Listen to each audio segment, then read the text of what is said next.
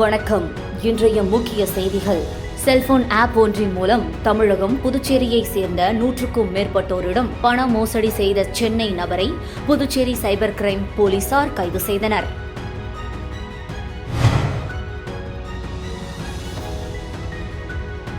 புதுச்சேரி வில்லியனூர் அருகே வீட்டின் முன்பு நிறுத்தப்பட்டிருந்த இருசக்கர வாகனத்தை திருடி சென்ற 2 இளைஞர்களை சிசிடிவியில் பதிவான காட்சிகளை கொண்டு போலீசார் தேடி வருகின்றனர்.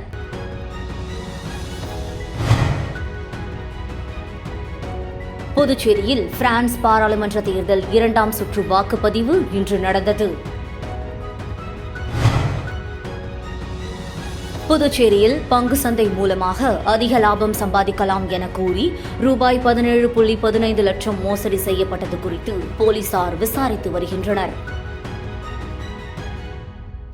செல்போன் ஆப் ஒன்றின் மூலம் தமிழகம் புதுச்சேரியை சேர்ந்த 100க்கும் மேற்பட்டோரிடம் பணம் மோசடி செய்த சென்னை நபரை புதுச்சேரி சைபர் கிரைம் போலீசார் கைது செய்தனர். புதுச்சேரி பாகூரை சேர்ந்தவர் அஸ்வின். இவர் கோவில் திருவிழாவுக்காக தவில் மற்றும் நாதஸ்வரத்தை இணையதளத்தில் தேடினாராம். அப்போது குறிப்பிட்ட செயலியில் தவில் மேளம் இருப்பதாக குறிப்பிடப்பட்டிருந்தது. இதனையடுத்து சம்பந்தப்பட்டவருக்கு தவில் மேளத்துக்காக ரூபாய் 22,000 முன்பணமாக இணைய வழியில் அஸ்வின் அனுப்பினார். இந்த நிலையில் குறிப்பிட்ட தேதியில் நாதஸ்வரம் மேளம் அனுப்பவில்லையாம். இதனால் தான் ஏமாற்றப்பட்ட அறிந்த அவர் புதுச்சேரி கோரிமேடு பகுதியில் உள்ள இணைய வழி குற்றப்பிரிவு போலீசில் புகார் அளித்தார். விசாரணையில் சென்னை கொரட்டூரை சேர்ந்த ஜெயக்குமார் வயது 52 மோசடியில் ஈடுபட்டது தெரியவந்தது. இதையடுத்து அவரை இணைய வழி குற்றப்பிரிவு ஆய்வாளர்கள் தியாகராஜன், கீர்த்தி ஆகியோர் கைது செய்தனர். கைதான ஜெயக்குமார் மேலும் 7 பேரை ஏமாற்றி மோசடியில் ஈடுபட்டது கண்டறியப்பட்டது. தொடர்ந்து அவரிடம் இருந்து 30க்கும் மேற்பட்ட வங்கி புத்தகங்கள், காசோலைகள், 20 கைபேசி சிம் கார்டுகள் ஆகியவை பறிமுதல் செய்யப்பட்டன.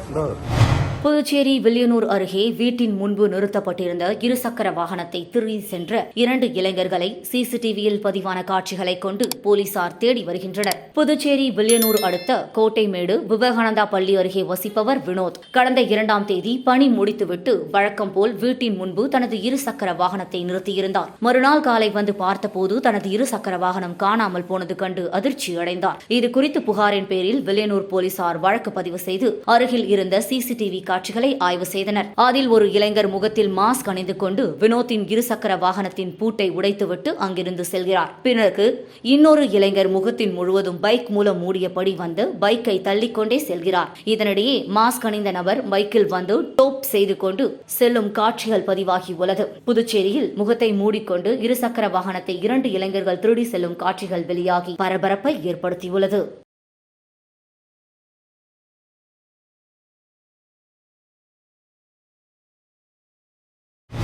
புதுச்சேரியில் பிரான்ஸ் பாராளுமன்ற தேர்தல் 2ஆம் சுற்று வாக்குப்பதிவு இன்று நடந்தது. பிரான்ஸ் பாராளுமன்றத்துக்கான முதல் சுற்று தேர்தல் கடந்த 30ஆம் தேதி நடந்தது. தேர்தலில் பிரான்ஸ் நாட்டுக்கு வெளியே வசிக்கும் பிரெஞ்சு குடியுரிமை பெற்ற மக்கள் தங்கள் பிரதிநிதிகளை தேர்வு செய்ய தாங்கள் குடியிருக்கும் நாட்டில் இருந்தே வாக்களிக்கலாம். தமிழகம், புதுச்சேரி, கேரளத்தில் உள்ள 4535 பிரெஞ்சு குடியுரிமை பெற்றோர் வாக்களிக்க தகுதியுடையோர் ஆவர். இதற்காக புதுச்சேரி, காரைக்கால், சென்னையில் 4 இடங்களில் வாக்குச்சாவடி அமைக்கப்பட்டது. முதல் சுற்று தேர்தலில் 15 அரசியல் கட்சிகளின் வேட்பாளர்கள் போட்டியிட்டனர்.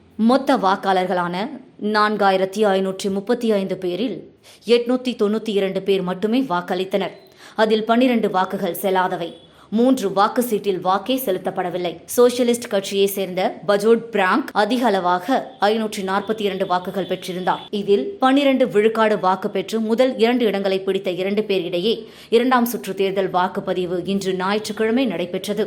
இதற்காக பிரெஞ்சு தூதரகம், பிரெஞ்சு இன்ஸ்டிடியூட் ஆகியவற்றில் வாக்கு மையங்கள் அமைக்கப்பட்டுள்ளன. ஆனால் தேர்தலில் பிரெஞ்சு குடியுரிமை பெற்றவர்கள் ஆர்வம் காட்டவில்லை. தொடர்ந்து மாலை 6 மணி வரை வாக்குப்பதிவு நடக்கிறது.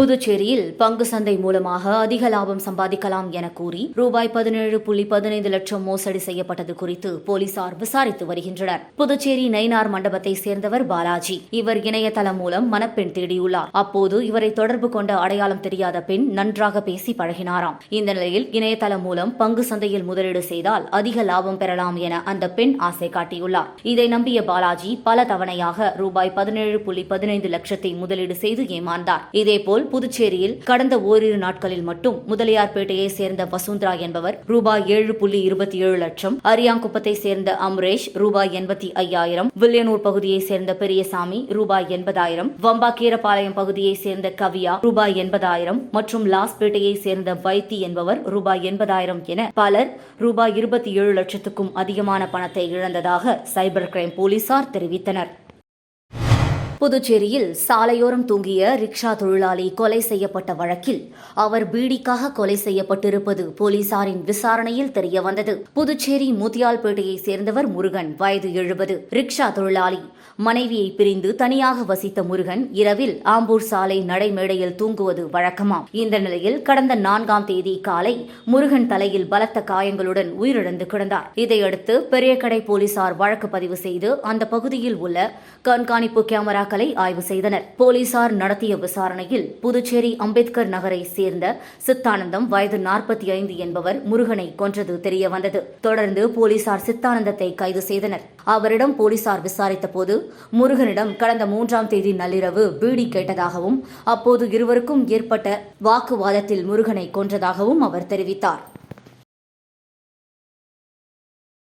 முன்னாள் மாணவர்கள் நிதி உதவியுடன் திருநங்கைகள் தொடங்கிய கடல்சார் உணவகத்தை PR சிவா MLA தொடங்கி வைத்தார். காரைக்கால் மாவட்டத்தை சேர்ந்த பட்டதாரி திருநங்கை பிரகதி பிரியா. இவர் அவர் பகுதியில் உள்ள திருநங்கைகளுடன் வசித்து வருவதுடன் மேல் படிப்பு படித்து வருகிறார். மேலும் சக திருநங்கைகளை பொருளாதார ரீதியிலும் சமூக அந்தஸ்து கிடைக்கும் வகையிலும் சுய தொழில் செய்ய முடிவெடுத்து தனது முன்னாள் மாணவர்கள் உதவியுடன் கடல்சார் உணவகம் ஒன்றை தொடங்கினார். இதனை PR சிவா MLA தொடங்கி வைத்து வாழ்த்து தெரிவித்தார். சமுதாயத்தில் தாங்கள் யாருக்கும் சளைத்தவர்கள் இல்லை என்பதை உணர்த்தும் வகையில் கடல்சார் உணவு கடை நடத்த முன்வந்துள்ள பிரகதி பிரியா உள்ளிட்ட திருநங்கைகளுக்கு பாராட்டுகள் குவிந்து வருவதுடன் திருநங்கைகள் இதுபோல் ஒரு சுய தொழிலை தேர்வு செய்து ஒவ்வொருவரும் சுயமாக சம்பாதித்து சமுதாயத்தில் உயர்வடைய வேண்டும் என்பதே சமூக ஆர்வலர்களின் கருத்தாக உள்ளது. என் கூட சேர்ந்து ஒரு 5 திருநங்கைகள் என் வீட்டுல என் கூட வசிக்கிறாங்க. அவங்க என்னோட வளர்ப்புல இருக்காங்க. ஸோ அவங்களுக்கும் வாழ்வாதாரம் மேம்படுத்தி கொடுக்கணும். அதாவது எல்லாருமே பிச்சை எடுப்பாங்க, பாலியல் தொழில் பண்ணுவாங்க. ஸோ அப்படி பண்ண வேண்டாம் அப்படிங்கிற மாதிரி நம்ம ஏதாவது தொழில் பண்ணி பொழைச்சிக்கலாம் அப்படின்னு சொல்லிட்டு எனக்கு பிரவீன் சார் எனக்கு ரொம்ப வருஷமாவே தெரியும். ஸோ அவங்க கிட்ட நான் இந்த விஷயத்தை சொல்லியிருக்கேன், ஏதாவது பண்ணலாம்னு சொல்லி. அவருமே பண்ணலாம் அப்படின்னு சொல்லிட்டு அவங்களுடைய சப்போர்ட்டிவ் என்ஜிஓஸ் பேசி அவங்க எனக்கு ஒரு கார்ட், இந்த ஃபுட் கார்ட் ரெடி பண்ணி கொடுத்துருந்தாங்க. பாரதிய ஜனதா கட்சியின் ஸ்தாபகர் டாக்டர் ஷியாம் பிரசாத் முகர்ஜி பிறந்த நாள் ஒட்டி காரைக்காலில் அவரது திருவுருவ படத்திற்கு பாஜகவினர் மலர் தூவி மரியாதை செலுத்தினார்கள். பாரதிய ஜனதா கட்சியின் ஸ்தாபகர் டாக்டர் ஷியாம் பிரசாத் முகர்ஜியின் 123வது ஜெயந்தி விழா இன்று கொண்டாடப்படுகிறது. இதனையொட்டி பாரதிய ஜனதா கட்சி காரைக்கால் மாவட்ட OPC அணி சார்பில் ஷியாம் பிரசாத் முகர்ஜியின் திருவுருவ படத்திற்கு மாலை அணிவித்து மலர் தூவி மரியாதை செலுத்தப்பட்டது. OPC அணி காரை மாவட்ட தலைவர் கார்த்திகேயன் தலைமையில் நடைபெற்ற நிகழ்ச்சியில் TKSM மீனாட்சி சுந்தரம், முன்னாள் மாவட்ட தலைவர் துரை சேனாதிபதி ஆகியோர் சிறப்பு அழைப்பாளர்களாக கலந்து கொண்டு ஷியாம் பிரசாத் முகர்ஜியின் திருவுருவ படத்திற்கு மலர் தூவி மரியாதை செலுத்தினர். அதனைத் தொடர்ந்து பொதுமக்களுக்கு இனிப்புகளை வழங்கினர். இந்த நிகழ்ச்சியில் பாஜக பொறுப்பாளர்கள் மற்றும் ஏராளமான பாஜகவினர் கலந்து கொண்டு மலர் தூவி மரியாதை செலுத்தினர்.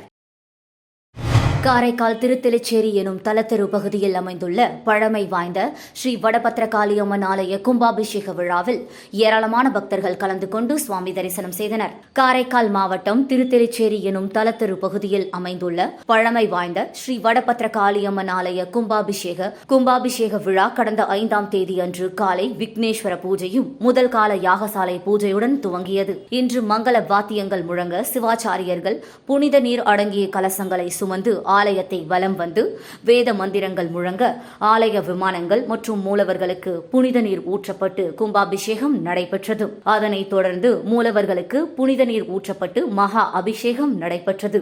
இதில் ஏராளமான பக்தர்கள் கலந்து கொண்டு வடபத்திரகாளியம்மன் அருள் பெற்றனர்.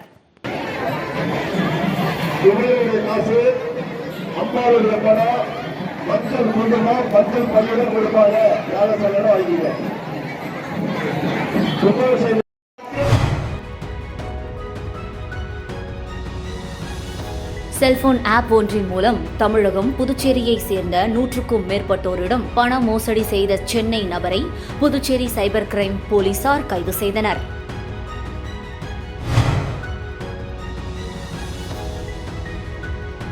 புதுச்சேரி வில்லியனூர் அருகே வீட்டின் முன்பு நிறுத்தப்பட்டிருந்த இருசக்கர வாகனத்தை திருடி சென்ற 2 இளைஞர்களை சிசிடிவியில் பதிவான காட்சிகளை கொண்டு போலீசார் தேடி வருகின்றனர்.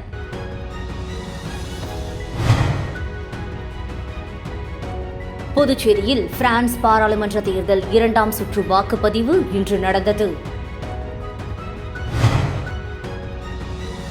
புதுச்சேரியில் பங்கு சந்தை மூலமாக அதிக லாபம் சம்பாதிக்கலாம் என கூறி ரூபாய் 17.15 லட்சம் மோசடி செய்யப்பட்டது குறித்து போலீசார் விசாரித்து வருகின்றனர். செய்திகளை துல்லியமாக தெரிந்து கொள்ள கிரியேட்டிவ் மீடியா நியூஸ் யூடியூப் சேனலை சப்ஸ்கிரைப் செய்து கொள்ளுங்கள். வணக்கம்.